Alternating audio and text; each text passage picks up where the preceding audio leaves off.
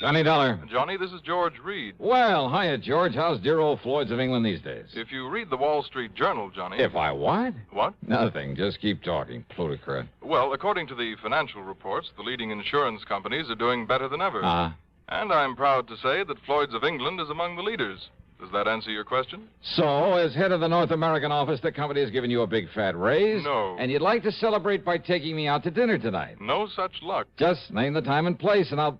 What'd you say? Listen, Johnny, you'll get far more than a free meal out of this. And you are available. Completely? All right. I have a problem, a rather unusual one. Have you ever handed me one that wasn't? Well, of course I... Well... Never. So what's it all about? Well, I fully realize you're somewhat averse to acting as a bodyguard. George. But I assure you, this situation is somewhat unusual. You said that. Therefore... And it doesn't change my feeling about these bodyguard assignments. At least come over here and talk about it, will you? Oh, sure, if you're willing to pay my taxi fare for nothing. For nothing, eh? That's right. We'll see. Oh, yeah, we'll see.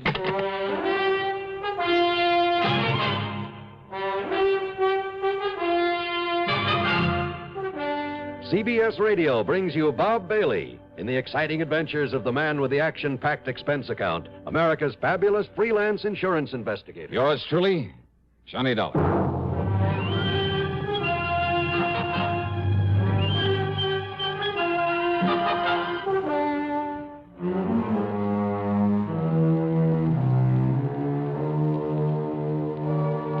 Expense account submitted by Special Investigator Johnny Dollar to Floyd's of England, North American Office, Hartford, Connecticut.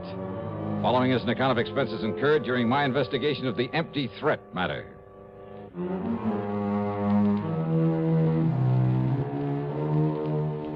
These so-called unusual problems George Reed handed me were all too often dangerous. But it's a living, and so far I've been lucky. So, expense account item 1, $1.10, taxi fare to his office at Floyd's of England.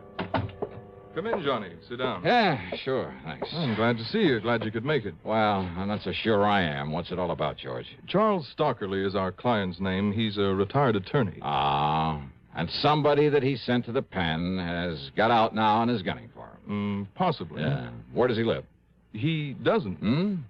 You want me to act as bodyguard for a dead man? Well, I mean, he has no regular address. It's like this, Johnny. Yeah, please, let's get on with it. Stockerly had a highly successful career right here in Hartford, married, brought up a couple of adopted youngsters. All in all, managed to live the good life, except perhaps for the fact he worked too hard. So? Now, mind you, I don't mean to imply that he ever went off his rocker, but when his beloved wife died a couple of years ago, and with that worthless, hateful son of his still around to worry him... Adopted, you say? Yes, both young Andrew and his married sister, Joyce. She's a wonderful girl, by the way. So what about him? Nothing. I simply mentioned them in passing. The point is, Mr. Stockerly has quite a bit of insurance, which is why he didn't hesitate to contact me regarding these apparent attempts on his life. You kind of punched that word apparent. Because when he first told me about this thing, considering his extremely upset and nervous condition, well, frankly, I didn't take him too seriously. Is he an older man? In his early 60s. But now, apparently, and I use that word again, these threats have become very real, which is why he's been running away. Running away? Well, I told you he has no permanent address. And now that he's demanded your protection, that you stop whoever is trying to kill him, if somebody really is. All right, where is he, George? At the moment, in Tahiti. Tahiti? Yes, living in the seaport town of Papeete. Well? George. Yes? I don't want this job, not one bit. Oh, now, Johnny. But I'll take it on. For just one reason. Yes? All my life, I've dreamed about someday seeing Tahiti. Item 2 on the expense account includes $8 plane fare, Hartford to New York City. $785.30 to the Fiji Islands. Then we'll call it a total of $850 for plane tickets and a handful of incidentals. It took over a full day of flying for me to reach the town of Nandi on the western shore of the little Pacific island of Viti Levu. But it was a lot better than a couple of weeks aboard a steamer. Another hop took me across the island to Suva. And there, well, it's picture postcard country, all of it. Vast, heavy tropical forests. Millions, billions of beautiful blossoms everywhere. Picturesque South Sea villages full of thatched huts, palm-lined beaches, and the magnificent clear blue water breaking over reefs of coral. The people, fascinating, many of them East Indians. The women dressed in saris, the men wearing large white turbans. And there were plenty of the native Fijians with their wild, wiry, bushy hair that seems to stand on end. From Suva was an overnight flight to Papeete in a flying boat. A lot of travel time, a lot of expense, but certainly worth it. Tahiti, with its black sand beaches and coconut palms, its tremendous carpet of tropical foliage and flowers, from the shoreline back to the mountains, the soft, almost caressing climate. Oh, yeah, it's really an ideal place to get away from it all. Sound nice? You want to go there? Well, it made me want to stay there. Yeah, it's the one place I found where I could really completely relax. And I made up my mind to take the fullest possible advantage of it, job or no job. I learned that Mr. Charles Stockley, the man who'd sent for me, lived in a small bamboo house near the water's edge within easy walking distance of the hotel where I'd registered. But my nice, idyllic dream was quickly shattered when I found him there. When I found what was left of him. To paraphrase Gilbert and Sullivan, an announcer's lot is not a happy one. Well, not always. Want to know why? Tell you why. Take this safe driving business. Do you have any idea how many times my confreres and I have begged on bended microphone to have begged people not to kill themselves on the highways? Now, once and for all, let's get together on this. Let's understand one another. Unless you want a pack of frustrated announcers on your conscience, slow down and curb highway carnage. If you don't care about yourself, at least have a little consideration for us. Act 2 of yours truly, Johnny Dollar.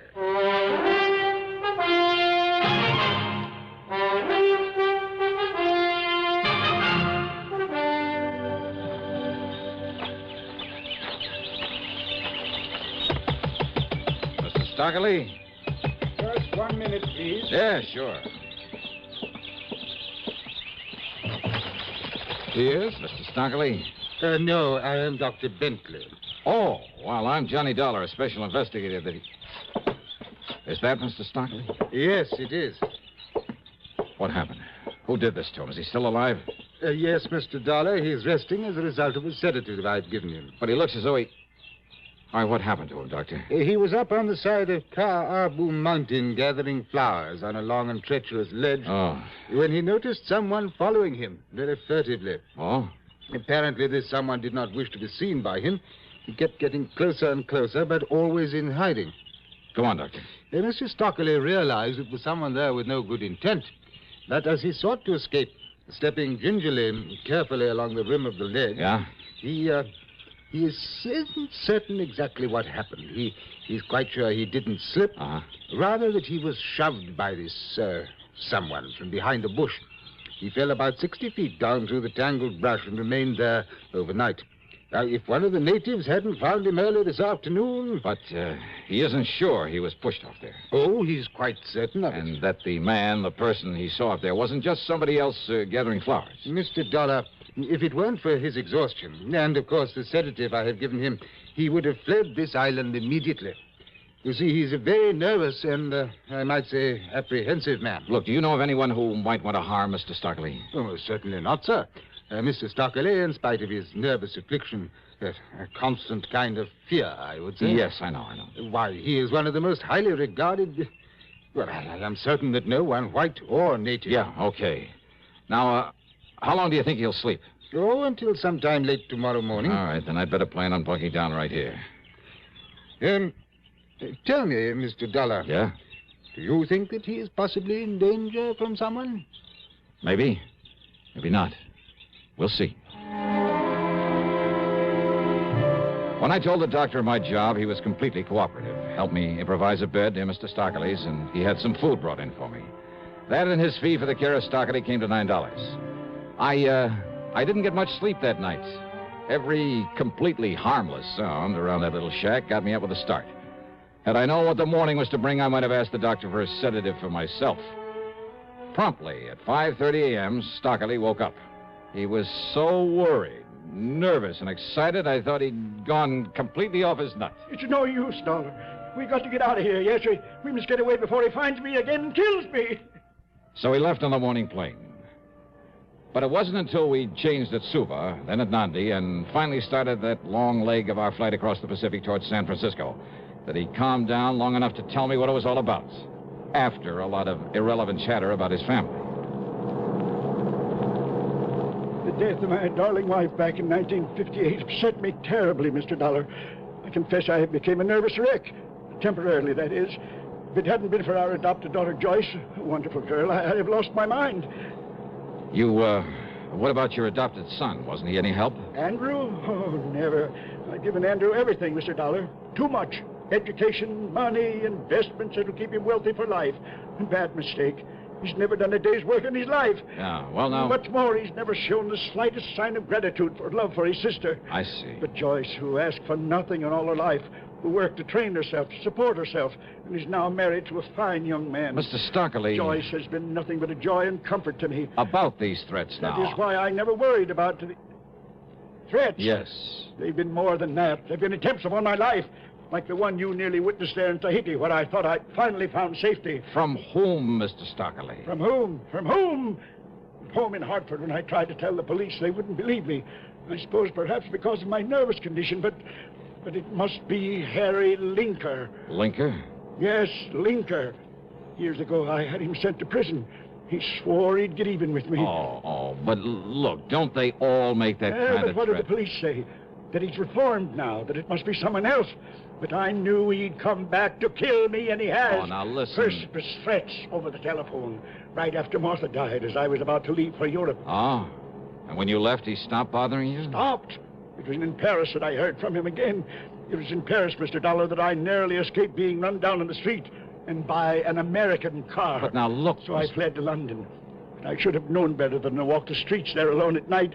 But it was there that only the intervention of a bobby kept me from being murdered by him after another warning. But, Mr. Stockley... In Jakarta, more threats. I found a poisonous reptile in my trunk. In Stockholm, I found the scorpions in my briefcase just in time. Oh, now, please, look here, Mr. Stockley. I've run, but he kept coming after me. He attempted to poison my food, I'm sure of that. Mr. Stockley. And there in Tahiti. Yes? Look, every one of those things could have been coincidence. Coincidence? So please, until we have some proof this man Linker is chasing you around... The doctor told me that unless I am able to stop this mad flight, I'll kill myself. Perhaps even deliberately. What'll I do? Where can I go? Well, right now, we're heading back to the States, back to Hartford. What if he's following us? Then maybe we'll find some proof against him. Proof? By having me killed? Look, you'd better take another of those pills the doctor left for you. And you'll stay awake to protect me? Yes, I promise. Coincidence? Why, sure it was. There at the San Francisco airport when the baggage truck ran out of control and almost hit us, almost hit him. Anyhow, I practically had to hold his hand on the rest of the trip to Hartford. There, I piled into my car, drove straight to my apartment, gave him a key, and had him go upstairs and wait for me while I put the car away in the garage at the back. It took me 3 trips up those stairs with the luggage, but then...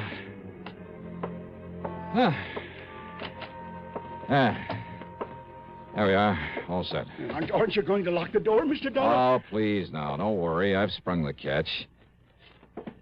Hey, did you pull down all those shades? Of course I did. Oh. Look, as I told you on the phone, until we get some proof that this... here now. There, this place looks a little more cheerful. Holy... There, do you see? Now, Stockley. What's the matter with you? Get away from that window. He thinks you're me. Oh, no, please, listen. That must have been some kid with a little .22. Hooks! Now, do you believe me, Mr. Dollar? Yeah, you got a point.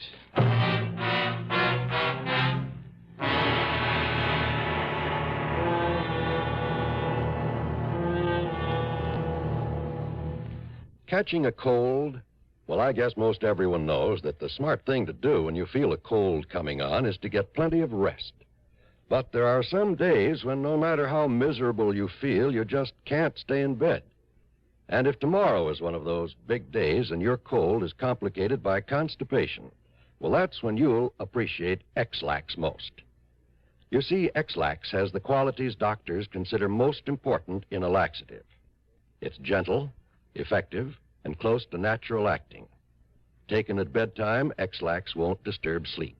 It works effectively, overnight, to help you toward your normal regularity. And X-Lax is so close to natural acting, there's no upset or discomfort. So gentle, it's even recommended for children. So, if tomorrow's a big day for you, if you have a cold and need a laxative too, take X-Lax, a laxative with the qualities a doctor would recommend. X-Lax. Act 3 of yours truly, Johnny Dollar, and the Empty Threat Matter.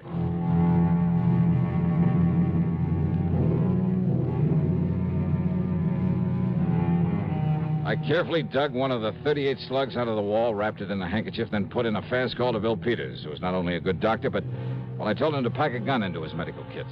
He arrived in short order and did what he could to quiet Mr. Stockley's nerves and agreed to stick around. He'll sleep a little while now, Johnny. Good. But listen. Yeah, Bill? Did you hear him? You know, he's not kidding. This old coot's gonna take the leap unless we can... Suicide? Wouldn't put it one bit beyond him. Believe me. This whole business has him in pretty bad shape. Oh, that just doesn't make sense, Bill. Because he's been trying so hard to run away from this killer or supposed killer. Well, sure he has. And if he wanted to die, Just he's had... brush up on your human psychology, boy. Okay, I'll take your word for it. Now, if you'll stick around, I'll get this bullet over to headquarters. I'll be here. At headquarters, they gave me the story that Stockley had said they would. A few years in the clink had changed Harry Linker. He was living a model life, running a store right here in Hartford. I called on Linker at his hardware store, and I must say he convinced me that he was behaving himself. He was even quite concerned about Mr. Stockley, offered to help us if he could. I called on Stockley's adopted daughter. Then I told her the whole situation. This is a terrible thing, Mr. Dollar. I know. If only Daddy'd told me so I could have done something to help him. Well, as soon as we clear this thing up. I'll go to him right away. No, just wait, please. He needs me. Well, you can probably help your father more than anyone else in the world, but not right away. But you'll let me know the minute we can bring him here and take care of him. Yes. Now, you're sure your husband would agree to that? Of course.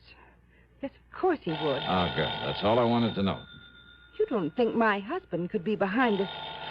Why, Ed feels as much affection for Daddy as I do. You'd better answer that phone, hadn't you? Oh, yes. Excuse me. Hello? Why, yes, he's right here. Mr. Dollar. Oh, thanks. Johnny Dollar. I've been calling all over for you. This is Bill Peters, Johnny. Yeah, Doc. Listen, there was a phone call right after you left. Oh? Stockley was awake, and I made the mistake of letting him take it. Yeah? He listened for a second, got as white as a sheet, and then started yelling, no, you'll never get me. Go on, Bill. Then he slammed down the receiver and made a dive for the window. Bill! It's all right. I caught him in time. Oh. I gave him a stiff hypo, and, well, that's it. Johnny? Suicide. What's the matter with me?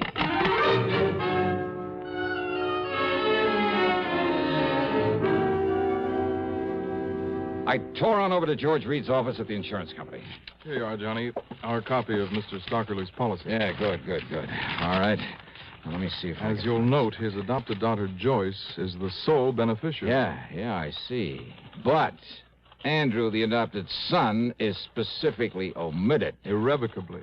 So if you think he might have anything to gain by Mr. Stockerly's death, you're wrong. Huh? Look. Here it is. The suicide clause. Well, of course. All right. So maybe Andrew couldn't get any of Stockley's money. But if that old man killed himself, neither could Joyce. And believe me, Andrew would love that. Oh? So, these attempts on the old man's life, were they? Were they really? What? Or were they just part of a long, drawn-out, careful campaign to drive him off his rocker, make him kill himself? But if that's Can true... anybody prove that Andrew actually tried to kill him? No. In spite of all sorts of opportunity, and with plenty of money to follow him all over the world, to plague him, to worry him, to... All right. Where does he live, George? Andrew, I mean. Have you got his address? Well, yes, Then give it to me, quick.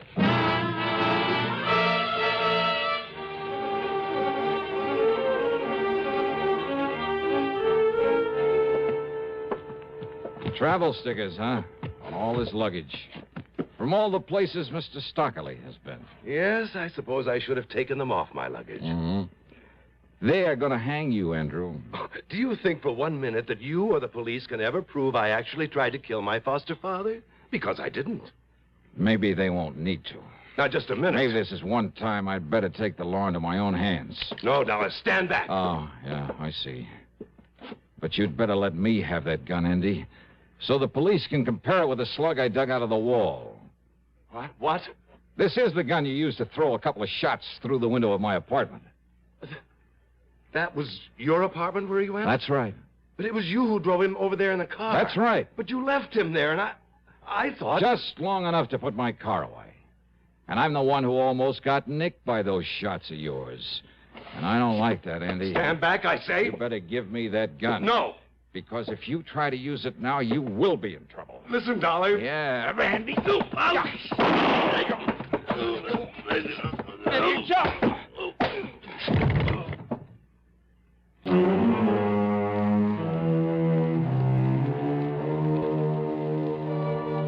All I hope is they lock that bird up for the rest of his life. And that somehow Joyce and her husband can bring the poor old man back to normal. Expense account total, hold your hat. It's $2,561 even. Yours truly, Johnny Dollar.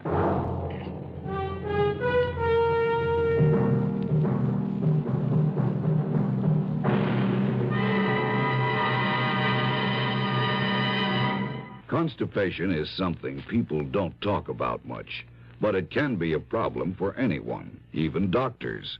And when constipation occurs, it's interesting to see just what doctors consider important about a laxative they might use or recommend. Well, a majority of the doctors we heard from had this to say. A laxative should be effective, gentle, close to natural acting. A medicine that can be used with complete confidence. Now, X-Lax has been popular with many doctors and millions of people over the years because pleasant-tasting chocolated X-Lax is effective. Overnight, it helps you toward your normal regularity. X-Lax is so gentle, so close to natural acting, there's no upset. That's why many doctors and millions of people use X-Lax with complete confidence.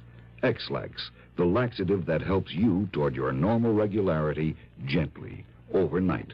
Star to tell you about next week's story. Next week, a story of real intrigue, plus a couple of the most intriguing characters I ever met. Join us, won't you? Yours truly, Johnny Dollar.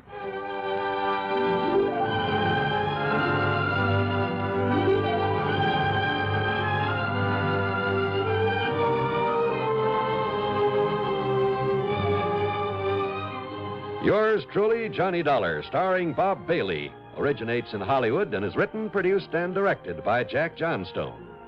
Heard in our cast were Virginia Gregg, G. Stanley Jones, Ben Wright, Ralph Moody, Harry Bartell, and Carlton G. Young.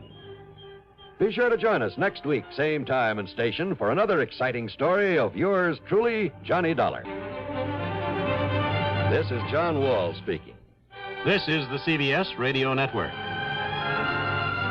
You're tuned to Radio 590 WROW in Albany, New York.